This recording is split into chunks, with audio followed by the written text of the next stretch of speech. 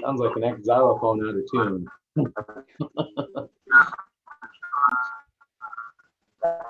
So we generally meet a couple times a week, Friday mornings, and traditionally or historically we'd be at your business or we do ribbon cuttings and those kinds of things. Obviously with COVID, we're in about Zoom meeting number 25 or something like that. We've had quite a few of them, maybe 50. So, you know, we'll continue to meet this way to keep traditions alive, keep events going, and continue to talk about the Chamber of Commerce. So it's certainly a vital part of our community here, and I truly believe in it. Being past president and now potentially being president at large, so it's been an honor to be a part of this, and then to be the chair of the ambassadors here. It's certainly been a fun last few months, and we got a few more to go here. So we adopted a theme. It's called Facing the Future Together, and we certainly have come together and talked about events or things that we're going through or things that were coming up, or, you know, just whatever is happening, and we can, you know, kind of have a sounding board here. And so it's been a nice avenue to talk about those kinds of things, especially with the shutdown and all the things that we've had to deal with over the last year here, almost exactly a year from the worst part there. But so again, also Richard O'Hearn, I work at Edward Jones Investments, and also am heavily involved in the community. And so why don't we go around, let everybody introduce themselves, and then the last, I'll introduce Casey. I've got just a little clip of his bio, and then we'll let him take it away. So just whoever wants to go next, please introduce yourself, where you work, and just a quick 2-second thing about yourself. I'll go next. I'm Danielle Emmerich, Vice Chair. Not doing much right now, but they did close the team off in Newport. So if anybody's for anybody, I'm Judy Cool. I'm the Executive Director for the Chamber of Commerce. Sonia Graham, Community Relations Director at Ocean View Senior Living. Jennifer Lingo, permanent voluntary person at the Chamber, and friends to all you guys. And Sunshine Committee. And Sunshine Committee. Thank you. I'm Ryan Martinson, business partner for BBSI, and I'm an ambassador secretary as well. I'm Jessica Stinkle with Cross Country Mortgage. I'm an ambassador and the upcoming president for the Chamber. Lila Timmons with Next Home Picket Fence Realty. Hi, Casey. Jeanette, membership and business programs at the Chamber. Al Fitzpatrick, Coast Guard Community College and current president of the Newport Chamber.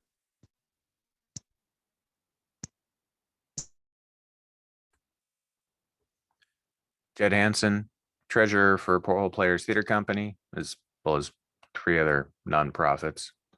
And I have a couple of businesses in Walport.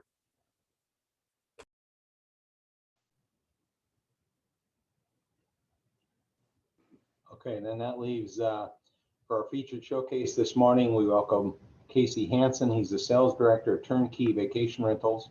TurnKey Vacation Rentals markets and manages premier vacation rental homes. Their staff is a passionate team of travel enthusiasts devoted to creating extraordinary experiences that only vacation homes can offer. Their dedicated experts and proprietary technology ensure that turnkey properties are unmatched in quality, offering homeowners and their guests reliability that expect of a fine hotel while maintaining the charm, authenticity, affordability, and of a vacation rental. Take it away, Casey. Hi guys. first I want to start by thanking you for having me, especially Jeanette, who's stayed up with me. I had to push back once, and she's always stayed up with me and helped try and get me involved, which I'm excited about. A little backstory about me. I moved here about 5-6 months ago, and I joined the chamber, and it's an odd time to join any chamber in this strange world. I've worked with vacation rentals primarily in Montana, but this is my third state. I used to manage between 40 and 140 at a time. And I used to be sent to other territories for a large company to help them get their management dialed in. So I've seen a lot, and luckily been a part of a handful of small communities in that time, both managing and doing sales. And it was a strange time to make a move, as you can imagine. And I just want to say, you know, the value, speaking to what Richard was speaking about at the beginning, having been a part of a handful of communities in a couple different capacities, I've always found a ton of value from the chambers. You get like-minded people, and there's really, if you really start stacking up what chambers do for communities, it's really impressive. And I've been really impressed too with the people running the one here. I mean, how do you create a sense of community when people aren't supposed to meet in person? What a challenge, right? And they've kept up with me and given me all the opportunities to be involved. And I look forward to, in the future, who knows when, but, you know, hopefully pretty soon, when we're all meeting in person, so I can actually shake everyone's hand for the first time. I could talk about vacation rental forever. It's the tagline that I gave about being passionate about it is very true. I'm sure you guys have some pretty solid thoughts and feelings about vacation rentals as well. Getting to know the Oregon coast, which has been so much fun and have been so beautiful. I've never seen, you know, there's just such a massive part of what's going on out here. And when we stick into the theme of the future and what's happened with COVID, I think it's brought them even further into the spotlight when things started to change and people started to reevaluate, you know, having guests in their community and things like that. And where does a vacation rental fit in the larger aspect of a community? So I've been really lucky, and I've actually spent the majority of my time out here sitting in on meetings about regulations. You know, this is the most uniquely and heavily regulated community I've been a part of. And we at TurnKey never have had any issue with regulation. I've seen personally in my own experience that some mixture of zoning and good management really solves most of the issues. And then once you have those things in place, you'll see that you see, and I'm sure some of you who own a few businesses have seen the value of the vacation rental people coming in. When it comes to TurnKey specifically, what I'd say that might interest you if you're interested in this industry as a whole is, having worked for a couple different companies, having owned my own, having been a part of a couple mergers and acquisitions in the past, I've been really blessed to see a lot of different ways to do this. And it's hard, you know, to create a consistent experience, which people are expecting when they rent a place. You know, you're trying to create a consistent experience, like hotels are very good at consistent experience, the same chocolate on every bed. But each home comes with its own challenges as far as management. You know, the ice dams that I was breaking off the roofs of the homes up in Montana compared to, you know, what does the sea salt in the air do to the external parts of homes and things like that out here? So it's been really, really interesting, and it's really challenging, but it's gone really good.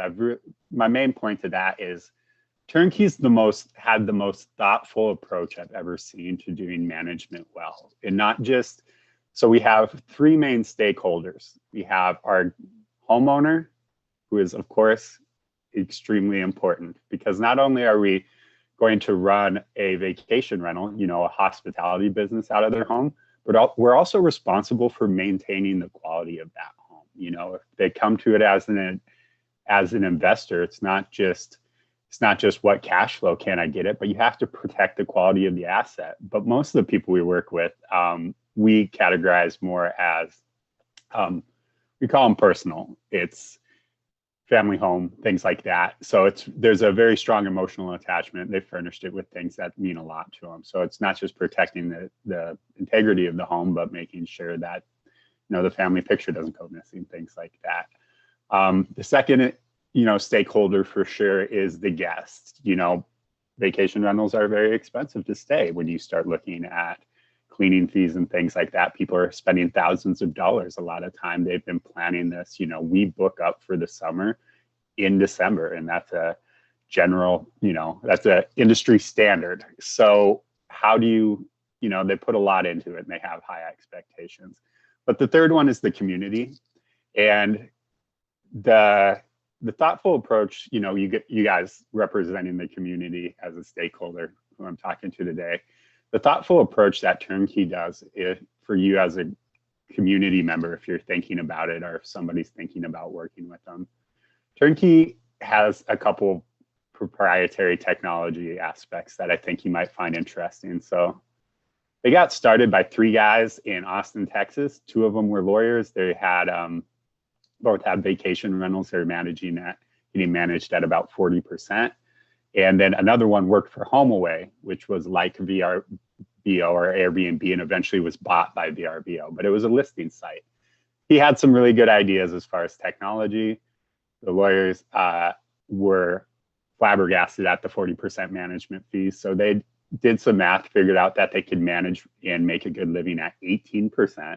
So they saw an overpriced marketplace. And then the other part of that is the ideas that this guy had as far as technology.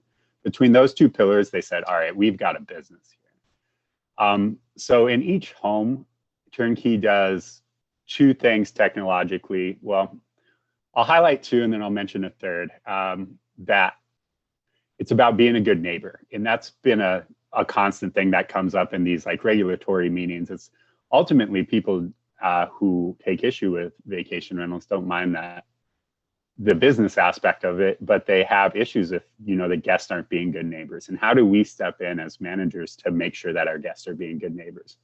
Each one of our homes, we put a tablet in there, similar to an iPad. And the guests use it, it's got, the information about the home. It tells them a bit about the community, recommendations, places to eat, how to use the remote. Our housekeepers use it. They take photos in between each guest so we can see remotely, our managers can see remotely. But it also has a decibel monitor. So if people are going over a certain decibel at certain quiet hours, a certain number of times, it sends an alert to our management team. And, we have people living in the area, and it's their responsibility to follow up on that. We also put our own routers in there. It's the homeowner's internet. And it's just a very basic router, but it just has the ability to monitor how many devices are on the router. And we understand it's not uncommon for each person to have a couple devices, but if it has an occupancy of 6 and there's 50 people on the Wi-Fi, again, it'll alert our managers, at which point they'll reach out to the guests. So we have a lot of thoughtful approaches, a lot of them, guest and owner facing, but those 2 things right there is, it's not something I've seen anywhere else. Again, having a good swath of experience in the market. And it's not something that homeowners are really expecting to come forward. A lot of property managers in this space will spend the money on marketing, which of course we do, but that's dollars out, dollars in. And when I looked at TurnKey and I was looking where to work, I saw things like that in the locks that they put on the front doors that have that can be controlled remotely. So only the people who can get in, who should be in, can get in. But that's capital expenditures by a company with 5,000 homes throughout the country, spending upwards to $900 on each homes on things that don't necessarily market the property better to bring more money into them, don't necessarily increase the guest enjoyment by that much more. So it's not really investing in that stakeholder. It's really, the door invests in the stakeholder of the homeowner to keep them safe. But those other 2 are, actual monetary investments on how, in our third stakeholder, which is the community. And I just hadn't seen anybody else do anything like that. And that's kind of where they got me when I became a free agent. It's, you can read between the lines on things like that and other things where I see people being thoughtful on how to do this right, because it's a massive industry and a lot of people are getting in for, you know, the reason everyone gets in it. That's money. So that to me, and like reading that and seeing how TJ, who's kind of the guy who's run it and built it a lot, has put thought into how to do this correctly and to keep all three stakeholders happy and to have systems approaches is really what I think makes them stand out in my time there, time here. And then, I mean, locally, the funny thing going back to the very beginning is we are excited to meet you. You know, I don't know how many of you have run in to any of our workers, but it's this strange thing. We don't have an office space, but we have had people working here. Our manager, Lisa Glenn's been managing vacation rentals on the Oregon coast and living outside of Newport for 9 years. And I came into this and they're just so busy because vacation rentals, you know, they're in the homes, they're cleaning the homes, they're keeping an eye on the homes. And nobody has been in my role before to be a part of these communities because they've been so busy managing the business. So that's, you know, what I'm looking forward to. That's what we hope to see, you know, over this coming year when the world starts looking a little bit more normal. We just want to be a part of everything else. And, you know, we have a ton of data when it comes to, you know, when you look at the companies and what they all offer, these companies like ours, that's got a centrally located one and a bunch of little, you know, teams throughout the country. One of the advantages is we just have a ton of data. So when people are like, what does this make? You know, what can we expect? We have pages of data on to give people income estimates, or we have a really good sheet of what they should outfit their home with. And that's stuff that we don't just come up with. That's things that have been compiled from, you know, millions of guest stays and feedback and things like that. So we have that value in that. And yeah, we're here and we've just been ghosts, I feel like, you know, and I'm proud of our operations team. They're sweet, hardworking people, but unless you were cleaning a home for them or fixing a refrigerator for them, you just haven't seen them. So we've been here and we're excited to be more a part of these communities because in my experience, I know that's probably the most important things. You don't get to run vacation rentals in communities unless you're a part of the community because there's a trust factor there. And that's all of it. I mean, when you're renting your home to strangers, you got to trust those strangers or trust that your manager's there for them. Guests got to trust that they're going to get what we provide, but we also need the trust of the community and to show them that. And well, I'm just out here doing sales. The real team is, you know, Lisa and Aaron and those guys. And I know that they'll earn your trust. They just haven't had the time to say hi. So that's a long story, kind of just blah, blah, blah. But if anyone has any questions about vacation rentals right now, or vacation rentals in your area or anything, I'm very open. So hit me with a question. And if not, we can wrap it up.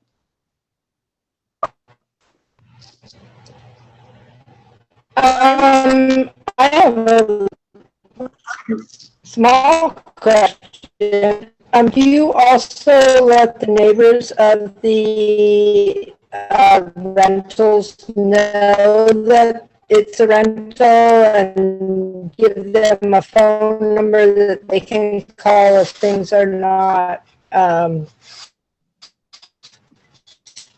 progressing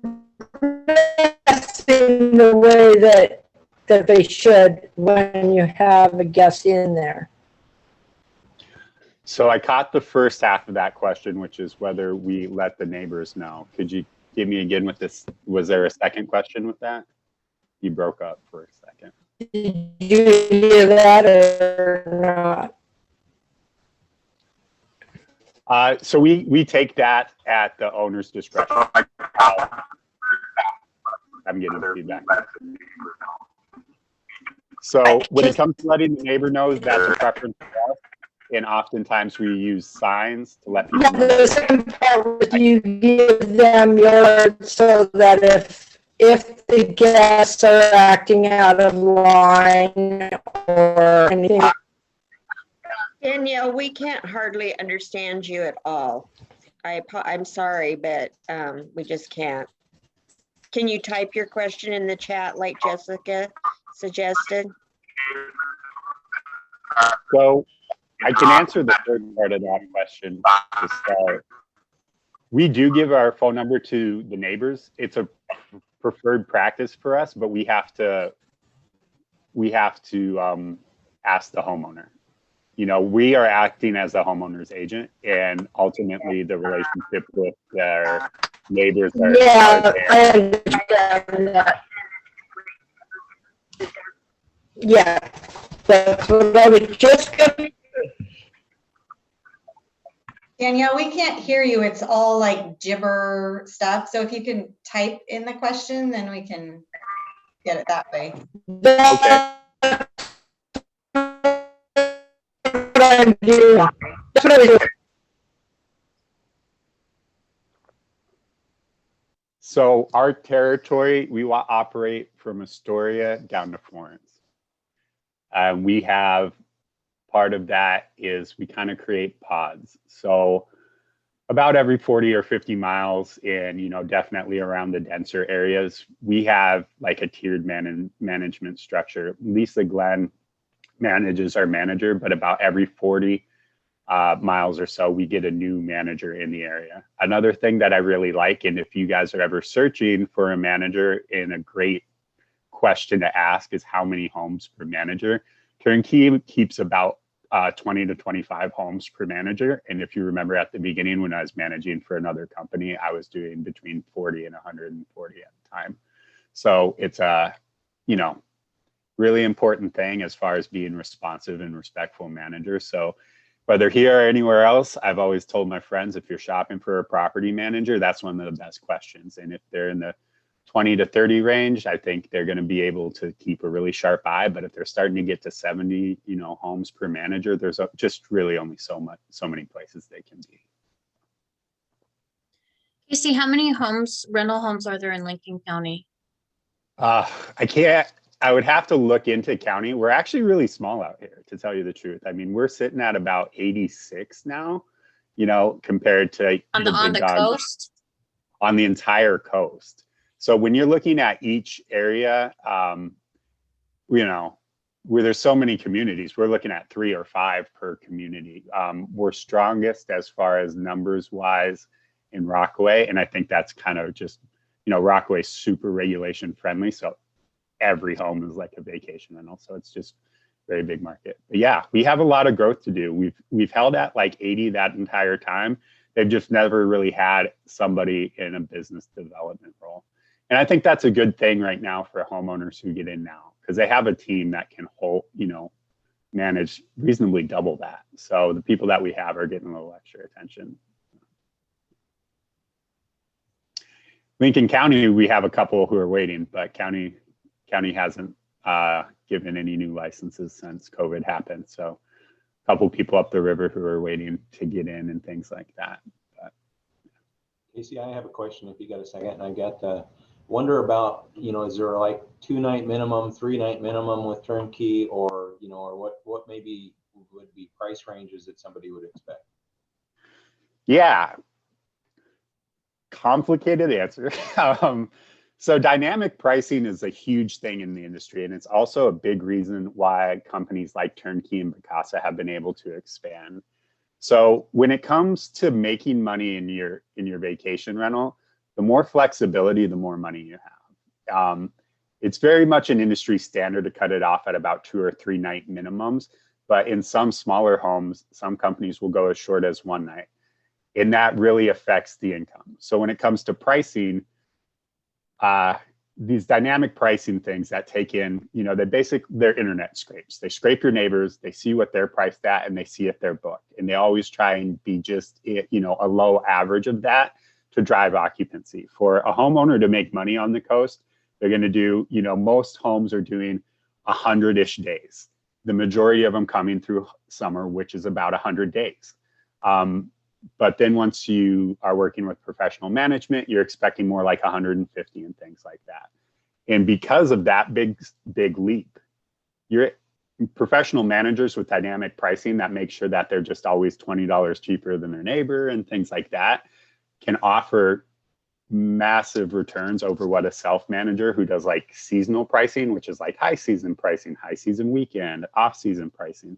So, you know, TurnKey and Vacasa both expanded their market share massively by going to homeowners who are managing and saying, hey, after our management fee, which is upwards of 35% for Vacasa, after our fee, you'll still come home with more money if you let us do the pricing. So with that, and in the industry as a whole, to, you know, there's a massive swing. But I would say, as somebody who spends all day on VRBO, the big drivers, well, first of all, big drivers, occupancy, you know, you add 2 people, you add a bedroom, you're going to add 10% to each one of your prices.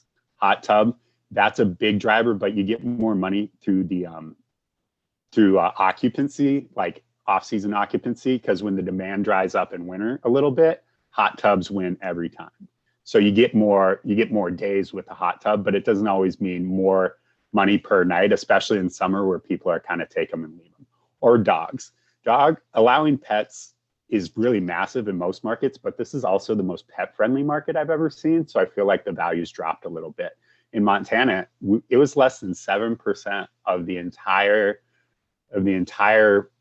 territory up there was allowing pets. And when it comes to vacation rentals, that's one of the main reasons people want to do a vacation rentals. They're friendlier for pets. Down here, and this is just a guess, but it feels like 30 to 40% of people are allowing pets. So not as much. But, you know, my general like span, and this is very, very wide, very like non-scientific, but when I, you know, look at homes and I bring them into our portfolio, our pricing, people ask me for recommendations.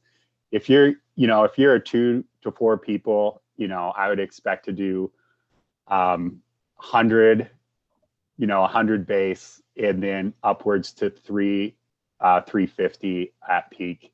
When you're up into the 3s, you're talking about, you know, like 2 base and then peaking up in the 600s. And, you know, when you think about that, that's a 3 times multiple, and peak pricing is massive. And that's really where you can get really good. When it comes to the big days out here, you should be pricing your home as a multiple of what you would in the off season, things like that.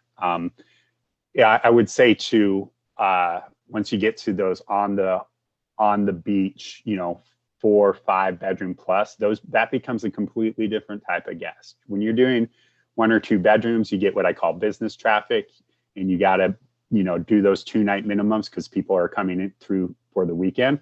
When you have 5 bedrooms on the beach, you're getting, you know, family reunions and things like that. Stays tend to be longer.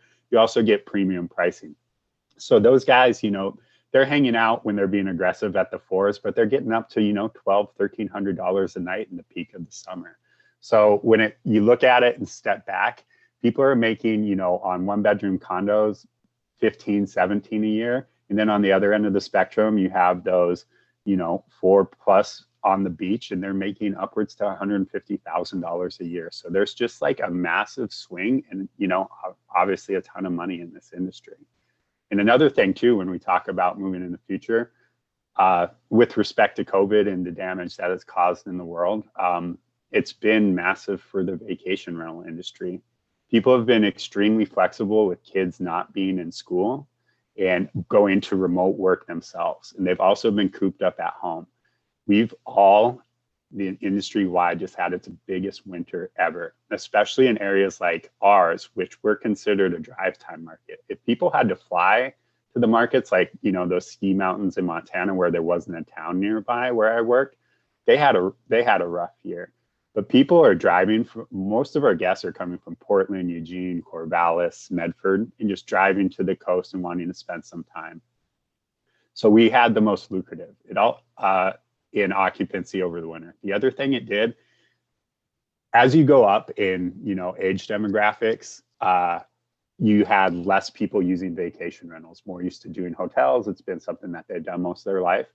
People, you know, were way more comfortable going into vacation rentals. So that, you know, that upper demographic of boomers, you know, have more free time, have more disposable income.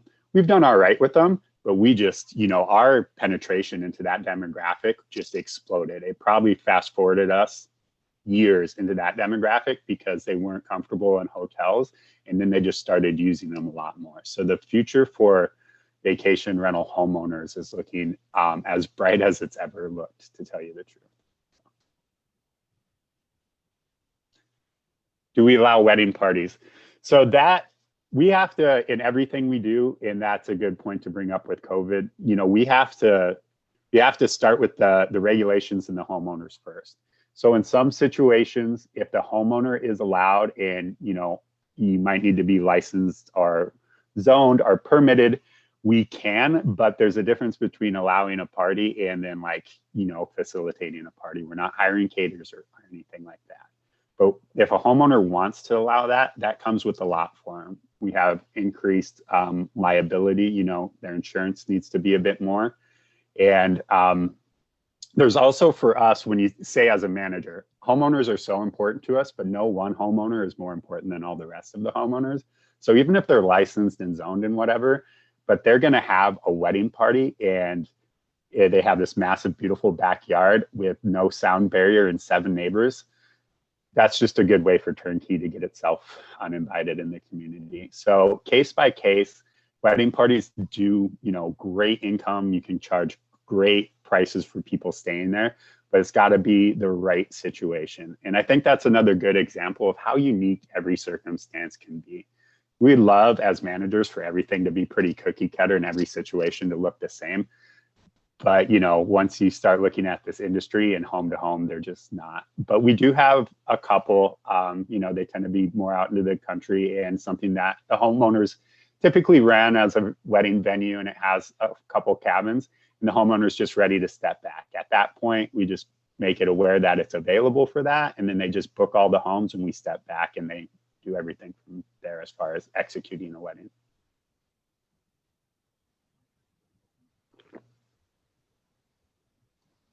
Anything else? Cool. Feel like I just blabbed at you guys for the last half hour. Coffee, no breakfast. That will do it for you. But thank you so much for listening to me, everybody. I appreciate it.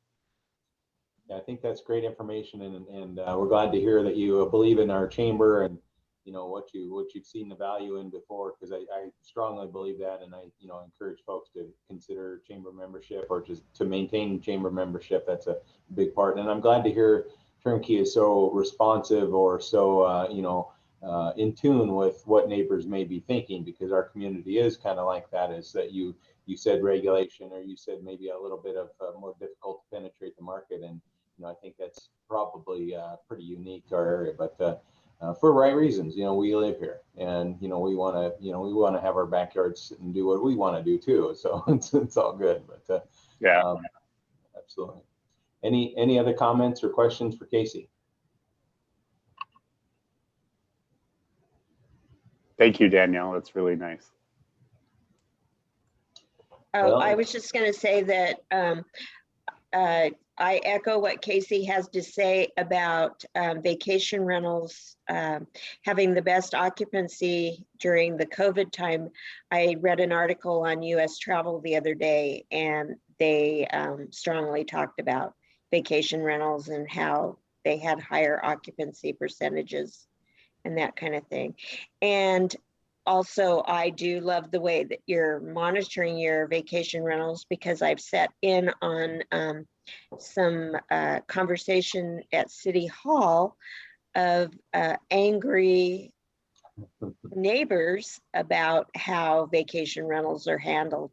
So great job that you've come up with ways to help that. I think the next step, and I think we need to band together as managers, is trash.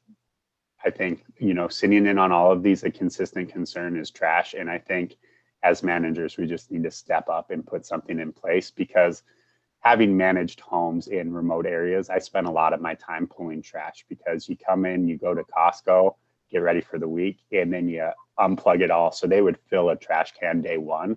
And I think that's a real growth area as far as where we can step up as a management community, because, you know, community trash bins are just being overflowed, obviously. And yeah, I think that's a growth area that we need to explore together, communities, and on those type of meetings. So, That's interesting that you brought up the trash, because that is something that the city is talking about right now. yeah, and I had a good conversation with the commissioner up here in Clatsop. And when we sit in on these meetings, there's tiers of conversation going on, and I just want us to focus on the actionable items that we can do. Should vacation rentals be allowed? I'm gonna leave that up to the communities themselves, but like when there are things that management, when I talk about good zoning and good management, you know, that we can do. And, you know, noise is obviously bad, you know, be a good neighbor is what it comes down to. Noise is an issue and trash is an issue. And trash is one that I think that we really need to step up and make part of our operations at all managers, because it's really talked about a lot, and it's really something that can be solved with a little extra effort.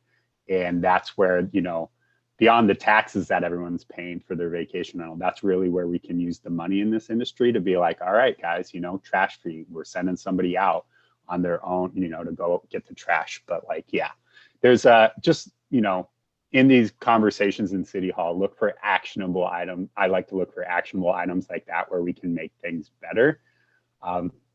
Yeah, and that's one that's been on my mind a lot lately. So. There's actually some grants and funding right now with Travel Oregon that has some relation to trash as well. So that's interesting. Yeah. So it's, yeah. Thank you. Mm-hmm. Thank you. Well, any last call for any other comments or announcements that your business that may be going on, or any other things that we need to be aware of this weekend, anything like that coming up? I just want to check in. Can you hear me any better now? Sorry, Danielle. Well, what we'll do is we'll wrap up. Go ahead. Excuse me, Danielle, can you put your cell phone number in the chat for me, please? Thank you. We'll go ahead and wrap up just a little bit early. You guys can get another cup of coffee before your next appointment or next to do or action item. And again, thank you, Casey and TurnKey Vacation Rentals. That was a wonderful presentation, and that, you know, helps us understand that that market that's encroaching on our neighborhoods and our homes there. So really appreciate that, and glad you're here, and nice to know that we've had somebody here from your company for 9 years now. I think you said with Lisa. So that's interesting. You know, I don't think I was aware of that. So good to know that you're here, and welcome again. Thank you. Thank you, Richard.